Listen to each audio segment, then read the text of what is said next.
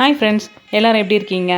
இன்றைக்கி நம்ம பார்க்க போகிற கோயில் பார்த்திங்கன்னா பெங்களூர்லேயே ஃபேமஸாக சொல்லக்கூடிய பனசங்கரி அம்மன் கோயில் தான் பார்க்க போகிறோம். இந்த கோயிலினுடைய அம்மன் பேர்லேயே இங்கே பஸ் ஸ்டாப் இருக்குது, பனசங்கரி ஸ்டாப்புன்ட்டு. அப்புறம் மெட்ரோ ஸ்டாப்பிங்கும் இருக்குது. இங்கே இருக்கிற பனசங்கரி அம்மா பார்த்திங்கன்னா துர்காவுடைய ஒரு அம்சம் அப்படின்னு சொல்கிறாங்க. இங்கே துர்கா பூஜை வந்து ரொம்ப ஸ்பெஷலாக செய்வாங்க. செவ்வாய்க்கிழமை, வெள்ளிக்கிழமை இங்கே எலுமிச்சை மாலை, எலுமிச்சை பழத்தில் விளக்கேற்றுறது இதெல்லாமே நிறைய பேர் வந்து செய்வாங்க. நாங்கள் இங்கே இந்த கோயிலுக்கு பார்த்திங்கன்னா ஒரு 11 o'clock வந்தோம். வந்துட்டு சாமியெல்லாம் தரிசனம் பண்ணிவிட்டு வெளியே வரும்போது அன்னதானமும் கொடுத்துருந்தாங்க. புளியோதரை தான் கொடுத்தாங்க. செம்மையாக இருந்துச்சு. இங்கே கோயிலில் நம்ம சுற்றி வரும்போது பார்த்திங்கன்னா பக்கத்துலேயே ஒரு அரச மரம் இருக்குது. அதுக்கு பக்கத்துலேயே ஒரு சின்ன பானை வச்சுட்டு அது மேலே எல்லாரும் கையை வச்சுட்டு வணங்கிட்டு இருந்தாங்க. அதில் கையை வச்சு வணங்கும் போது நம்மளுடைய வேண்டுதல்லாம் நிறைவேறுது அப்படின்னு நம்புகிறாங்க.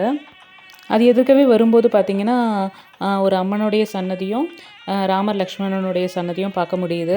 சரி, சாமியை கும்பிட்டுட்டு கொஞ்சம் நேரம் இங்கே இருக்கலாம் அப்படின்றதுக்காக உட்காந்துட்டோம். இந்த பசங்க வந்து இப்போ இருக்கிற குழந்தைங்கள்லாம் கோயிலுக்கு வரணுன்னாலே ரொம்ப கஷ்டப்படுறாங்க. இங்கே இடம் நல்லா காலியாக இருக்கிறத பார்த்துட்டு இங்கேயாச்சும் நாங்கள் விளையாட விடுங்கன்னு சொல்லிட்டு 2 பேரும் விளையாட ஆரம்பிச்சிட்டாங்க. இந்த பனசங்கரி அம்மன் கோயில் பார்த்திங்கன்னா கிபி 603 கல்யாணி சாளுக்கிய காலத்தில் ஜெகதிய மல்லா அப்படின்றவங்க தான் பனசங்கரி அம்மனோட உருவத்தை முதல்ல நிறுவியிருக்காங்க. அதுக்கப்புறமா விஜயநகர கட்டிடங்களை பாணியில் பார்த்திங்கன்னா இந்த கோயிலை மறுசீரமைச்சிருக்காங்க. ஸ்தல புராணம் அப்படின்னு பார்க்கும்போது ஒரு காலத்தில் துர்காசுரன் அப்படின்னு ஒரு அரக்கன் மக்களையும் தேவர்களையும் ரொம்ப துன்புறுத்திட்டுருக்காங்க. அப்போ வந்து தேவர்கள் வந்து இறைவன் கிட்ட முறையிடுறாங்க, இந்த மாதிரி அந்த அரக்கனை அழிக்கணும் அப்படின்ட்டு. அதுக்கப்புறம் இறைவன் வந்து அக்னியிலேருந்து ஷாகாம்பரி தேவி அப்படின்றவங்கள உருவாக்குறாரு.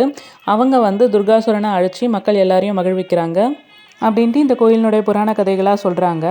இந்த ஷாகாம்பரி தேவி தான் துர்கையோட 6வது அவதாரம்னு சொல்கிறாங்க. அதுக்கப்புறமா இவங்கள தான் பனசங்கரி அம்மன் அப்படின்னு சொல்ல ஆரம்பித்தாங்க. வேறு ஏதாவது இந்த கோயிலை பற்றி தெரிஞ்சதுன்னா நீங்களும் கமெண்டில் சொல்லுங்கள். Thank you friends. அடுத்து இந்த மாதிரி ஒரு இன்ட்ரெஸ்டான கோயிலில் பார்க்கலாம்.